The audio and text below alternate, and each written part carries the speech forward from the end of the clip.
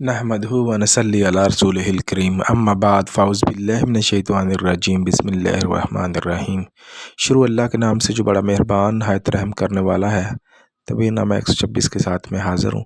आज का अनवान है कि रुखसती के वक़्त लड़की के ऊपर जो कुरान मजीद का साया करते हैं, क्या ये जायज़ है?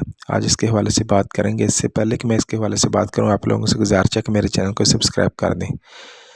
ये जो रस्म है एक, कि जब लड़की घर से रुखसत की जाती है तो उसके सर पर साया किया जाता है कुरान मजीद का। एक शख्स जो है कुरान पकड़ के उसके सर पर जैसे जैसे चलती है तो उसका जो साया करता है, इसलिए करता है कि ये बरकत है कि इससे जो है हमारी जो बेटी है उसके लिए अच्छा शगन हो। ये तो मैं आप लोगों को बताता जाऊं कि जब नबी पाक सल्लल्लाहु अलैहि वसल्लम ने अपनी बेटियों को रुखसत किया, हज़रत फ़ातिमा सबसे जो अज़ीम बेटी जो हमारी माँ है, उनको अल्लाह के नबी सल्लल्लाहु अलैहि वसल्लम ने जब रुखसत किया तो उसके सर पर साया नहीं किया कुरान मजीद का। अपनी बेटी अपनी कलसूम को जब रुखसत किया तो उसके सर पर कुरान मजीद का साया नहीं किया। और उसके बाद किसी भी सहाबी ने अपनी बेटी रुखसत करते हुए घर से उसके ऊपर कुरान मजीद का साया नहीं किया। तो ये जहालत का एक आला दर्जे का ये एक रिवाज है कि जब बेटी घर से रुखसत होती है तो उसके सर पर जो कुरान का साया किया जाता है। कुरान का मकसद ये है क्या?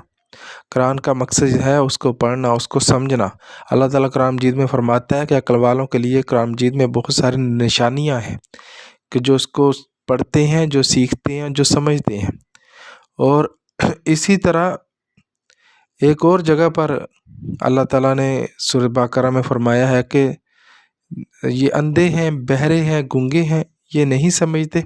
तो लिहाजा अंधे, बहरे, गूंगे लोगों की तरह कुरान मजीद पर जो है अमल ना करें, कुरान मजीद का इस्तेमाल ना करें। कुरान मजीद को इतना ऊंचा रख देना कि ये बरकत है जी, ये कुरान मजीद की इज़्ज़त है कि उस पर धूल जमी होती है, मट्टी जमी होती है कि इंसान का हाथ भी ना पहुंच सके कि उसको पकड़कर बंदा पढ़ सके। तो अगर कहीं ना कहीं नज़र पड़ गई तो उसको साफ़ करके रख दिया। कुरान मजीद इसलिए नहीं होता भाई, कुरान मजीद पढ़ने के लिए होता है, समझने के लिए होता है, तर्जमे के लिए, उस तर्जमे के साथ पढ़ें ताकि आपको पता हो।